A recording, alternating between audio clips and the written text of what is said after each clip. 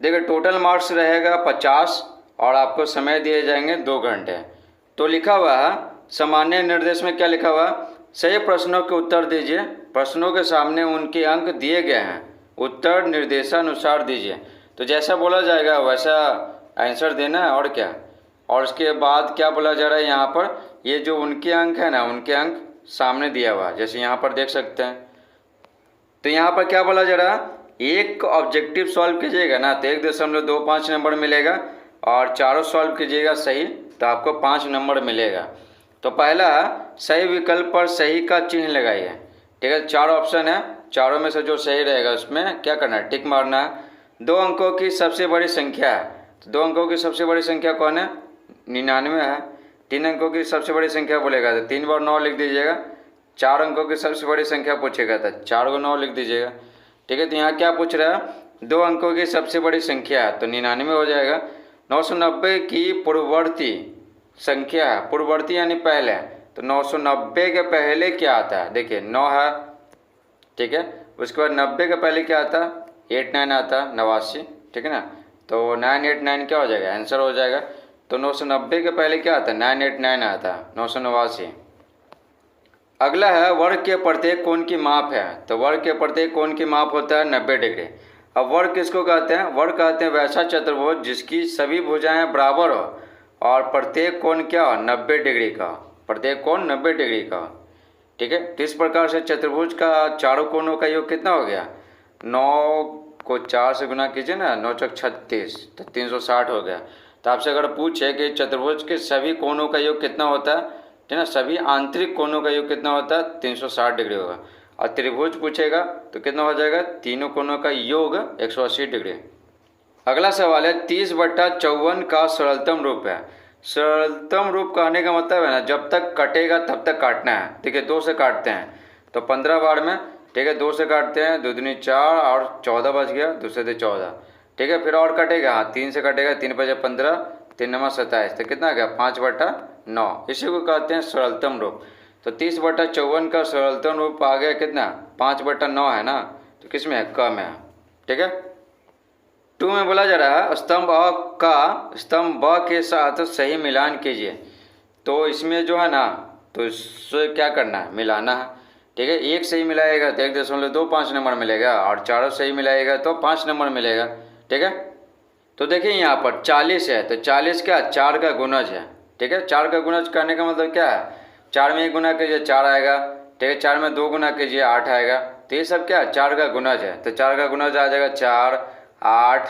ठीक है, 4 12, 4 4 16, 4 5 20, 4 6 24। ठीक है, इसी तरह आता जाएगा। तो आपसे एग्जाम में क्या पूछता है ना कि 4 का 10 गुणज लिखें, तो ये पहले 1 गुना कीजिएगा, फिर 2, फिर 3, फिर 4, इस तरह से 10 बार। ठीक है ना, 4 का 5 गुणज बोलेगा तो शुरू का 5 को लिख दीजिएगा। ठीक है, तो यहाँ पर क्या बोला जा रहा है 40, तो 40 क्या, 4 का गुणज है तो मिला दिए। -10 गुना 0 तो क्या हो जाएगा, 0 होता है। 0 में अगर कोई भी संख्या गुना करते हैं ना तो मान कितना आता है, 0। ठीक है, और ये क्या, 30 और 2 32 है, तो 32 मिला दिए, और जो बचा वो मिला दिए। ठीक है, ज़्यादा सोचना ही नहीं है। देखिए 3 में बोला जा रहा है less than, greater than, equal to में से सही चिन्ह चुनकर खाली जगहों को भरें। इसमेमें भी मार्किंग सिस्टम वही है, एक सही कीजिएगा तो 1.25 है, और चारों सही कीजिएगा तो 5 नंबर मिलेगा। ठीक है, तो देखिए 101/101।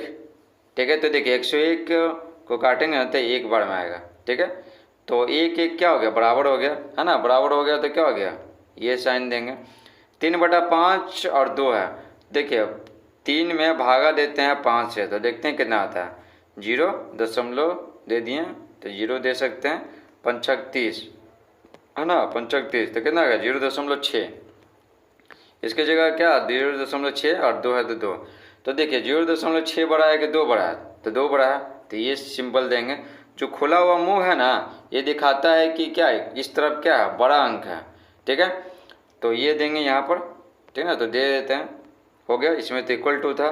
आप देखिए 0/6 का मतलब क्या होता है, 0 ही होता है। ठीक है ना, 0 के बट्टा में यानी हर में ऊपर वाला अंश होता है, नीचे वाला क्या होता है, हर होता है। तो 0 के नीचे यानी हर में कितना भी लिख देते हैं ना, कोई भी संख्या लिख देते हैं। ठीक है, 1 2 3 4 1000 कितना भी, तो वो क्या होता है, वो 0 ही होता है। तो देखिए 0/6 का मान कितना है, 0 है, तो 0 इधर भी है इधर भी है, तो क्या हो जाएगा, इक्वल टू हो जाएगा। अब देखिए -53 -5, ठीक है, देखिए 53 और 5 में कौन बड़ा है, 53 बड़ा है, तो ऐसे करेंगे, खुला हुआ मुँह 53 की तरफ रखेंगे। ये कब होता है, जब क्या होता है, पॉजिटिव रहता है, आगे क्या है, पॉजिटिव है। लेकिन निगेटिव है ना, तो निगेटिव में क्या होता है, उल्टा हो जाता है, समझे। तो निगेटिव दिए तो क्या हो जाएगा, उल्टा हो जाएगा, समझे। तो जो भी अंक है ना जो कम रहता है उसमें निगेटिव लगा हुआ है ना, तो वही क्या होता है, बड़ा होता है। तो इसमें क्या हो जाएगा, इसमें ये हो जाएगा। 4 में बोला जा रहा है नीचे दिए गए प्रश्नों के उत्तर बगल के बॉक्स में लिखिए। इसमें भी मार्किंग सिस्टम वही है, ठीक है, जो पहले था। तो बोला जा रहा है जिन दो कोणों का योग 90 डिग्री हो वे परस्पर क्या कहे जाते हैं। तो क्या कहे जाते हैं, पूरक कोण। क्या कहे जाते हैं, पूरक कोण। अगला सवाल है एक रेखाखंड में कितने अंत बिंदु होते हैं। तो देखिए ये क्या रेखाखंड है, रेखाखंड कहते हैं रेखा के टुकड़े को, क्या, रेखा के खंड को। तो रेखाखंड में क्या होता है, दोनों जो अंत बिंदु है ना, दोनों जो अंत बिंदु है वो क्या होता है, फिक्स होता है, ठीक है, सीमित होता है। तो कितने अंत बिंदु हैं, तो एक ये हो गया, एक ये हो गया, तो कितना हो गया, 2 हो गया, तो यहाँ पर 2 लिख देंगे। अगला सवाल है 4 और 16 का लसा कितना होता है। तो देखिए 4 और 16 का लसा कितना होता है, 2 दूनी 4, 2 अठी 16, फिर 2 से लगेगा, 2 एकम 2, 2 चौके 8, ठीक है। तो कितना होता है, 2 दूनी 4 और 4 चौके 16, तो 16 होता है। 4 और 16 का लसा 16 होता है। 1 मिलियन में कितने लाख होते हैं। तो अगर आप यूट्यूब पे है ना तो बहुत सारे चैनल के सब्सक्राइबर देखे होंगे मिलियन में होता है। तो देखिए 1 मिलियन में कितना होता है, 10 लाख होता है, ठीक है, 10 लाख। तो यहाँ पे क्या बोला जा रहा है, कितने लाख होते हैं, तो कितने की जगह कितने लिखेंगे, 10, ठीक है। तो 1 मिलियन में 10 लाख होते हैं, तो सिर्फ आपको 10 लिखना है, 10। 5वां प्रश्न है एक मशीन औसतन एक दिन में 2825 पेंच बनाती है।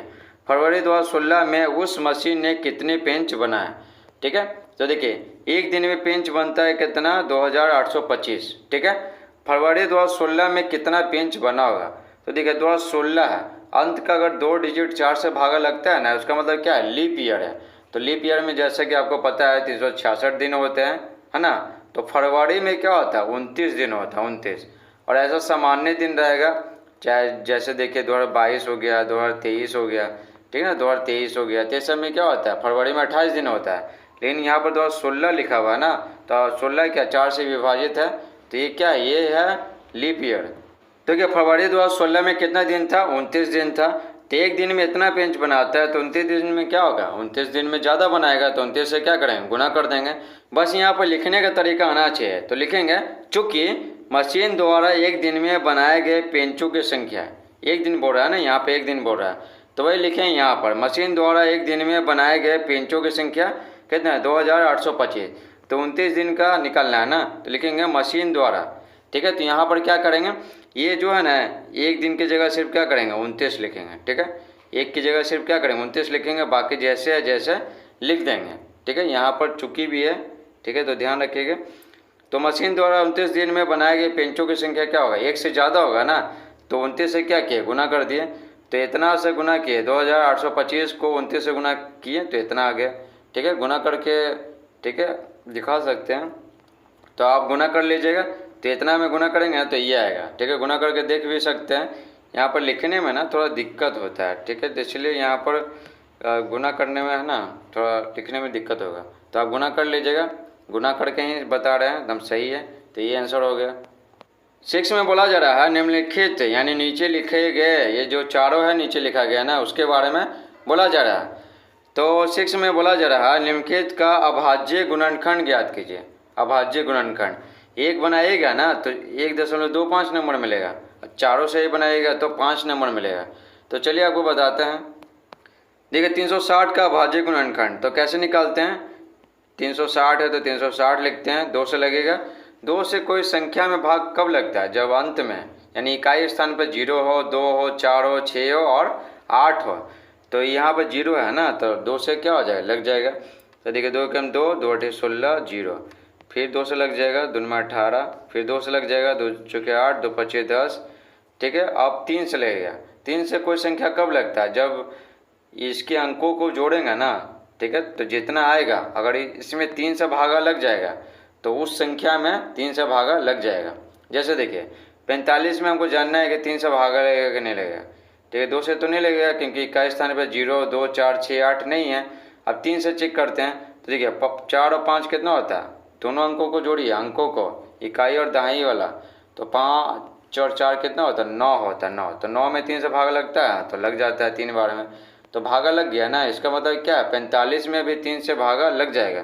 तो देखिए 3 एकम 3, 3 पचे 15, फिर 3 से भागा लगाएंगे 3 पचे 15, ठीक है। फिर आप कितना बार में, 5 बार में लगाएंगे, 5 एकम 5, ठीक है। तो यही हो गया अभाज्य गुणनखंड।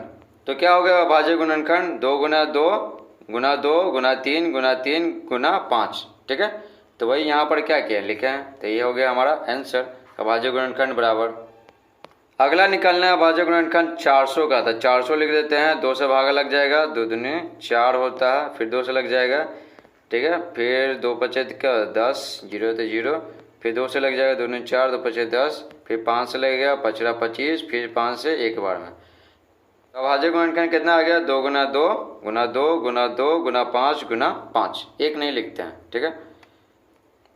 तो वही यहाँ पर लिखे हैं, तो ये क्या हो गया हमारा आंसर हो गया। अब हमें अभाज्य गुणनखंड निकालना है 270 का, तो चलिए आपको बताते हैं 270, ठीक है। 2 से लग जाएगा क्योंकि इकाई स्थान पे क्या बोले थे, 0, 2, 4, 6, 8 में रहना चाहिए, तो यहाँ पर 0 है तो लग जाएगा, 2 एकम 2, 2 तिया 6, 2 पचे 10, ठीक है। अब देखिए इकाई स्थान पे 5 है, ठीक है ना, तो 2 से नहीं लगेगा। अब 3 से चेक करते हैं, देखिए 5 3 8 1 9, ठीक है। तो 9 है ना, 9 में 3 से भागा लग जाता है, यानी कि 135 में 3 से भागा लग जाएगा। तो देखिए 3 चौके 12, 3 पचे 15, ठीक है। 45 में भी भागा लग जाएगा, 3 एकम 3, 3 पचे 15, फिर 3 पचे 15 और 5 एक बार में, ठीक है। तो अभाज्य गुणनखंड क्या हो गया, 2 गुना 3 गुना 3 गुना 3 गुना 5, ठीक है। तो ये हो गया हमारा आंसर। अब हम लोग अभाज्य गुणनखंड पढ़ेंगे 320 का, ठीक है। 320 का निकालना है, तो 320 लिख दिए सबसे पहले, 2 से लग जाएगा, 2 एकम 2, 2 छक 12, 0, 2 अट्ठे 16 हो गया, फिर 2 चौके 8 हो गया, फिर 20 बार में लग जाएगा, 10 हो जाएगा, 2 पचे 10 हो जाएगा, फिर 5 से ना एक बार में लगा देंगे। तो अभाज्य गुणनखंड क्या हो गया, 2 गुना 2 गुना 2 गुना 2 गुना 2 गुना 2 और गुना 5, ठीक है। तो यही हो गया हमारा आंसर। अब आगे क्या बोला जा रहा है, एक दिए गए चतुर्भुज में आसन भुजाओं एवं सम्मुख भुजाओं के युग्म बताइए। युग्म मतलब क्या होता है, जोड़ा, ठीक है। तो ये दिया गया चतुर्भुज है, ABCD चतुर्भुज दिया हुआ है, बस आपको क्या बताना, आसन भुजा बताना और सम्मुख भुजा का क्या बताना, जोड़ा बताना, आसन भुजाओं का जोड़ा और सम्मुख भुजाओं का जोड़ा, ठीक है। युग्म मतलब क्या होता है, जोड़ा, ठीक है। अब आसन भुजा क्या होता है, देखिए आसन भुजा कहते हैं ना, सटा सटा जो भुजा है ना उसको आसन भुजा कहते हैं।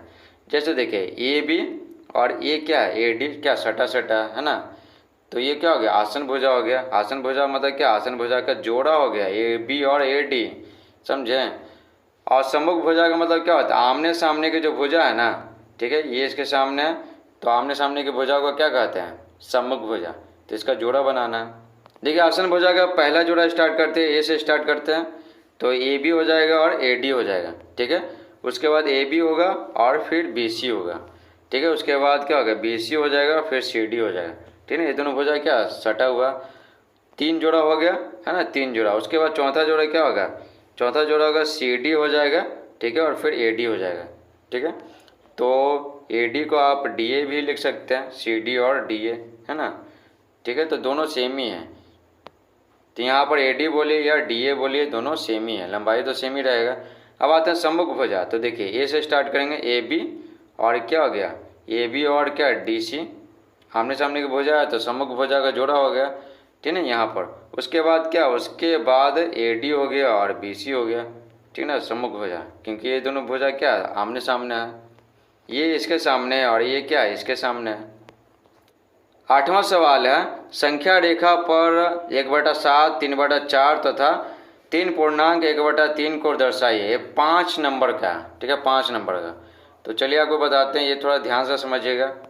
देखिए यहाँ पे 1/7 को संख्या रेखा पर दर्शाना, तो नीचे नीचे यानी क्या, हर में क्या दिया हुआ, 7 दिया हुआ, यानी हमें टोटल भाग कितना चाहिए, टोटल भाग 7 चाहिए। तो देखिए जैसा कि आपको पता है कि स्केल पे इस तरह से रहता है, 0 1 2, ठीक है, 3, ठीक है। 4 5 कहाँ तक, छोटा वाला स्केल में कहाँ तक रहता है, 15 तक रहता है। 15 यानी क्या, 15 सेंटीमीटर, ठीक है, 15 सेंटीमीटर। अब देखिए इसके बीच में क्या 0.5 रहता है, 5 लाइन आ गया, ठीक है। यहाँ पर 1.5 बीच में, फिर 2.5, फिर 3.5, यानी 3 से क्या 5 लाइन आ गया, 2 से 5 लाइन आ गए 2.5, 1 से 5 लाइन आ गए, क्या हो जाए 1.5, और 0 से 5 लाइन आ गए, छोटा छोटा लाइन बना हुआ रहता है तो 0.5, ठीक है। तो यहाँ पर देखिए 1 भाग हो गया, 2 भाग, 3 भाग, 4 भाग, 5 6 7, यानी हमें क्या 3.5 तक लेना है। 0 से कहाँ तक लेना, 3.5 तक। यहाँ पर क्या करेंगे 3.5 लेंगे तो 0 1 होता है, 2 होता है, 3 होता है, और यहाँ पर आधा, ठीक है, थोड़ा सा ज़्यादा लेंगे, ठीक है, थोड़ा सा ज़्यादा, ठीक है। तीर बनाने के लिए दोनों तरफ जो तीर है ना ये है ना बराबर रहना चाहिए। एक्स्ट्रा जो है यहाँ से एक्स्ट्रा लिए और यहाँ से एक्स्ट्रा लिए, तीर बना है, ठीक है। तो यहाँ पर जो 3.5 लिए है ना, तो यहाँ पर 1 अंकित करेंगे। 1 का मतलब क्या, 0 से 1 का मतलब है क्या, ये पूरा भाग है, जितना हमें दर्शाना है ना, ठीक है, जितना हमें दर्शाना हो तो वो पूरा भाग लें, ठीक है। यहाँ पर एक लाइन है 0.5, यहाँ पे एक लाइन, यहाँ पे एक लाइन। आप स्केल में देखिएगा ना तो आपको स्पष्ट पता चलेगा, तो स्केल आप सामने रखिए, आपको समझ में अच्छे से आएगा।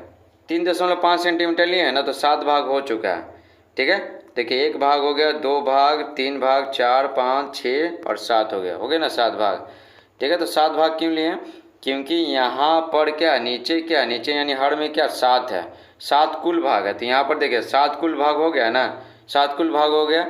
अब देखिए 1/7 है, ठीक है, तो 7 कुल भाग हो गया, तो ऊपर कितना 1 है, तो हमें 1 आगे बढ़ना है, 1, ठीक है। तो 0 है तो 1, तो 1 आगे आ गया है ना, यहाँ पर आ गया। तो यहाँ पर ये कोई बिंदु का नाम लिख देते हैं, इस बिंदु का नाम, और यहाँ पर 1/7 लिख देते हैं, समझ गए। अगर आपसे 4/7 पूछ दिया तो 4/7 पूछ दिया, मान लेते हैं 4/7 पूछ दिया, तो 7 भाग में तो डिवाइड कर ही दिए सबको, और ऊपर 4 है तो 4 आगे लेंगे, समझे, कितना आगे लेंगे 4। तो 1 हो गया, 2 3 4, तो यहाँ इस बिंदु पे कितना आ जाएगा 4/7 आ जाएगा, और इस बिंदु का कोई नाम लिख देंगे BCDA कुछ भी, ठीक है। तो आप समझ गए होंगे क्या बात है।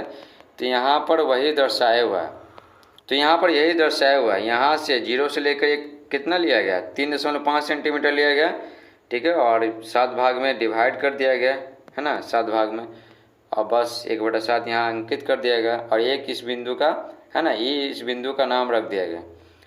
अब आगे देखिए 3/4 है, यानी नीचे क्या है, नीचे हर में क्या 4 है, तो हमें कुल भाग कितना लेना है 4 लेना है, ठीक है। तो देखिए स्केल में क्या होता है, यहाँ 0 है, यहाँ 1 है, यहाँ 2 है, ठीक है। तो यहाँ बीच में भी एक लाइन रहता है, ठीक है ना, यहाँ पे बीच में एक लाइन रहता है। तो देखिए 4 भाग हो गया ना, तो यहाँ पर 4 भाग हो गए, 1 भाग है, 2 भाग, 3 भाग, 4 भाग, है ना। तो यही 2 सेंटीमीटर लेंगे हम पूरा यहाँ पर। तो यहाँ पर क्या करेंगे, यहाँ पर 2 सेंटीमीटर लेते हैं 0, ठीक है, और ये 2 सेंटीमीटर थोड़ा सा ज़्यादा लेंगे, ठीक है। तो 2 सेंटीमीटर ले लिए। अब यहाँ पर 1 अंकित करेंगे, 1 का मतलब यहाँ पर क्या कुल भाग है, कुल भाग, यहाँ बीच में लाइन था, यहाँ बीच में लाइन था, ठीक है। यहाँ 4 भाग हो गए, 1 भाग, 2 3 4 भाग हो गया। तो हमें हर में जितना लिखा हुआ ना उतना भाग लेना है, तो 4 लिखा हुआ तो 4 भाग ले लिए कुल। अब देखिए यहाँ पे हमें क्या दर्शाना है, 4 भाग ले लिए कुल भाग, ऊपर वाला दर्शाना है, यानी 3 भाग हमें दर्शाना है, ठीक है, 3 भाग। तो देखिए 1 भाग, 2 भाग, 3 भाग, ठीक है। तो ये तीसरा जो हो गया ना, ये बिंदु क्या हो गया 3/4 हो गया, इस बिंदु का नाम रख देते हैं A, ठीक है, हो गया। तो वही यहाँ पर किए हैं, यहाँ पर यहाँ से यहाँ तक कितना लिए 2 सेंटीमीटर लिए हैं, समझे ना। यहाँ पर देखिए छोटा छोटा लाइन आपको दिखाई पड़ रहा होगा, है ना, छोटा छोटा लाइन। अब आगे देखिए 3.1/3, ठीक है। इसका मतलब क्या, हमें 3 भाग लेना पड़ेगा, 3 लेना पड़ेगा, और प्लस में क्या, प्लस में जो एक्स्ट्रा भाग लेंगे ना, तो हमें 3 भाग लेना पड़ेगा।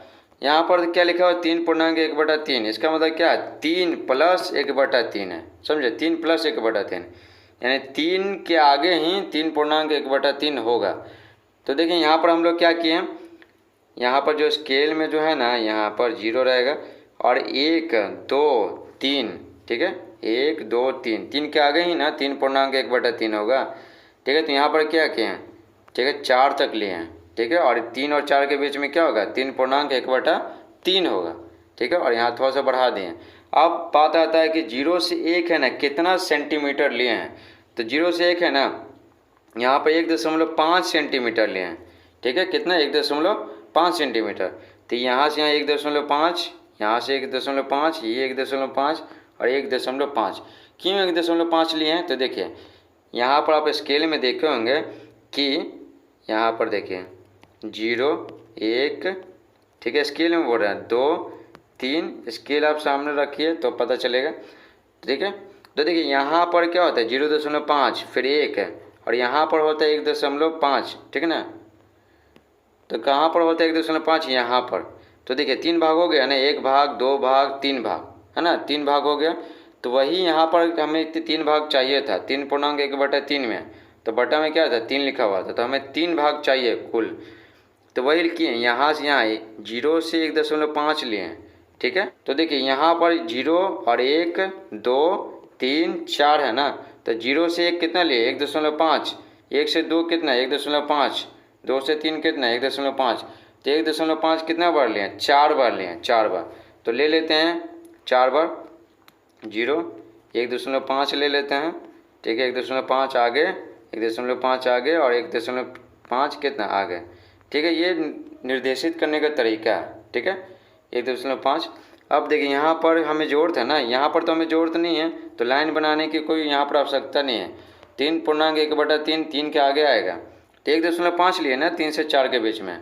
ठीक है, वही यहाँ भी किए हैं। ठीक है, तो 1.5 में कितना होता है 2 लाइन रहेगा, है ना। ठीक है, 3.1/3 लिखा हुआ है ना, तो हमें 3 के आगे देखना है, 3 के आगे, इसके पीछे हमें नहीं देखना है। तो देखिए 3 तो पता चल गया यहाँ पर है ना। अब हमको क्या करना है 1/3 दिखाना है, यानी 3 जो भाग है ना 1/3 में जो 3 भाग है। ठीक है, कुल भाग यहाँ पर हो गया 3 भाग, और ऊपर क्या 1 है, तो 1 भाग हमें लेना है, 1 भाग। तो देखिए 1 तो पहले ही आ गया है ना, 1, फिर 2, फिर 3, तो 1 लेना है, तो 1 यहाँ पर क्या आ गया, यहाँ पर आ गया। तो ये जो है ना इस बिंदु को ये रख देते हैं, और ये क्या हो गया 3.1/3 हो गया। ठीक है, तो यहाँ पर लिख दिए हैं ये सारा का सारा। आई होप आप इस वीडियो को समझ रहे होंगे। अगर समझ रहे हैं तो वीडियो को लाइक करें, और चैनल पर नए हैं तो चैनल को सब्सक्राइब कर दें। 9 है हल कीजिए, तो इसको सॉल्व कीजिएगा ना ये दोनों को, तो 5 नंबर मिलेगा, यानी एक सही सॉल्व कीजिएगा तो 2.5 मिलेगा, और इसको सॉल्व कीजिएगा तो 2.5, तो दोनों मिला के कितना हो गया 5 हो गया। तो देखिए ये आसान है, 3.4/9 और ये है 7.6/7। तो ये जो 3.4/9 है ना, ठीक है, तो देखिए 9 में पहले 3 गुना करते हैं, 9 × 27 और फिर 4 प्लस करते हैं, तो कितना हो गया 31 हो गया, नीचे कितना 9। तो यहाँ पर क्या किया लिख दिए 7 से 49 और 6 कितना होता है 55, तो 55 और नीचे 7 है तो 7 लिख दिए। अब देखिए 9 और 7 का क्या एलसीएम लेंगे तो कितना आता है 63 आता है, ठीक है ना 63। क्योंकि 9 और 7 है ना किसी एक के टेबल में नहीं आता है, तो एलसीएम क्या होता है दोनों का गुणनफल होता है, तो 63 हो गया, है ना। अब यहाँ पर देखें 9 का टेबल कितना पढ़ेंगे 63 आएगा, तो 9 से 63 तो 7 है ना, तो 9 के ऊपर जो 31 है ना इसमें क्या करेंगे गुना करेंगे। ठीक है, तो 7 7 21 217 आ गया ना 217, तो यहाँ पर क्या किया लिख दिए। उसके बाद देखिए प्लस है तो प्लस दे दिए हैं। उसके बाद क्या 7 का टेबल कितना बार पढ़ते हैं 63 आता है, तो आप बोलेगा 7 में 63 होता है 9, तो 9 का क्या किए 7 के ऊपर जो 55 है ना उससे क्या किए उससे गुना किए। ठीक है, तो 9 × 5 = 45 के 5 हाथ में कितना 4, 9 × 5 = 45 और 45 से 4 कितना था हाथ में जो था 49, 495 आ गया, तो वही यहाँ पर लिख दिए। अब ये दोनों को जोड़ देते हैं तो 712, 63 है नीचे तो 63 लिख दिए। ठीक है, तो ये हमारा क्या हो गया, ये हमारा आंसर हो गया। अगला है 5.1/3 - 1.2/5, है ना, तो 5 से कितना होता है 15 और 1 में जोड़ दिए तो कितना हो गया 16 हो गया, तो 16/3 माइनस 5 × 5 और 5 2 कितना होता है 7 होता है ना, 7/5। ठीक है, तो यहाँ पर कर दिए। अब देखिए यहाँ पर 3 और 5 का एलसीएम कितना होगा, तो किसी का टेबल में 3 और 5 नहीं आता है, तो एलसीएम क्या होता है गुणनफल होता है ना, तो 3 × 5 = 15, तो 15 यहाँ लिख दिए। 3 के टेबल में कितना बार 15 आता है, ठीक है, तो 5 बार में, तो 5 को इससे क्या किया गुना करते हैं, तो 16 × 5 कितना होता है 80, माइनस है तो माइनस दे दिया है ना माइनस यहाँ पर। ठीक है, ये माइनस तो वही यहाँ पर दे दिए हैं। उसके बाद देखिए 5 के टेबल में 15 कितने बार आता है 3, है ना। तो 3 को क्या किए, 5 के ऊपर जो 7 है ना उससे क्या किया, गुना कर दिए, 7 21 हो गया। तो लिख दिए यहाँ पर 80 में से 21 गया तो 59, ठीक है, यानी 59, और 15 नीचे था 15। तो ये कि हमारा क्या हो गया, आंसर हो गया। अगला है, एक धावक 40 मीटर लंबे और 20 मीटर चौड़े एक आयताकार मैदान के चारों तरफ 8 चक्कर लगाता है। कितना, 8 चक्कर। ज्ञात कीजिए कि धावक ने कितनी दूरी तय की। इसको सॉल्व कीजिएगा ना तो 5 नंबर मिलेगा। तो यहाँ पर क्या बोला जा रहा है, आयताकार मैदान है, ठीक है ना, आयताकार। अब यहाँ पर क्या बोला जा रहा है, 40 मीटर लंबा है, ये 40 है तो ये भी 40 रहेगा, 20 मीटर चौड़ा है तो ये 20, तो ये 20, है ना। तो एक चक्कर लगाने में कितना दूरी तय करना पड़ता है उसको, तो धावक को एक चक्कर लगाने में कितना दूरी तय करना पड़ता है, तो देखिए 40, है ना, 40, फिर 40 80, 80 20 100, और 100 और 20 120, ठीक है। तो 120 मीटर लिख दिए। तो इसमें क्या आता है, इसमें आयत में ना 2 गो लंबाई आता है और 2 गो क्या आता है, चौड़ाई आता है। तो फॉर्मूला में क्या होता है, 2 गो L हो जाएगा, 2 गो क्या हो जाएगा, B हो जाएगा। 2 कॉमन लेते हैं ना तो क्या होता है, 2 इंटू L प्लस क्या होता है, L प्लस B हो जाता है, 2 इंटू L प्लस B। तो फॉर्मूला क्या होता है, आयताकार मैदान का क्या परिमाप, ये क्षेत्रफल नहीं, यहाँ पर परिमाप होगा, ठीक है, परिमाप सही कर लीजिएगा। तो आयताकार मैदान का परिमाप बराबर क्या होता है, 2 इंटू L प्लस B। क्योंकि 2 लंबाई होता है और 2 चौड़ाई होता है, अभी बताएं, ठीक है। तो दोनों को क्या किया, जोड़े से कितना आया था, 120 आया था, बस हो गया। तो देखिए 40 और 20 कितना होता है, 60 होता है, 60 में 2 गुना करेंगे तो कितना आएगा, 120 आएगा। सबसे आसान भाषा में बताएं आपको, ये आयताकार है, ये 40 है तो ये भी 40 है, ये 20 है तो 20 है, ठीक है ना, बताए ना, 40 40 80 80 20 100 20 120, ठीक है। तो ये हो गया 120। यहाँ पर ध्यान दीजिएगा, परिमाप आपको बता चुके हैं, परिमाप।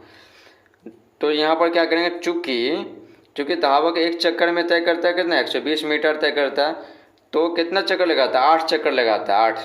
तो 8 चक्कर में कितना तय करेगा, तो ज़्यादा तय करेगा तो 8 क्या किए, गुना कर दिए। और 12 8 कितना होता है, 12 8 होता है 96, तो 96 और 0 है तो 0, तो 960 क्या होगा, 960 मीटर। तो यानी कि धावक, है ना, कुल दूरी कितना तय करता है, 960 मीटर, ठीक है। तो यहाँ पर लिख दिए, अतः धावक ने 960 मीटर दूरी तय की।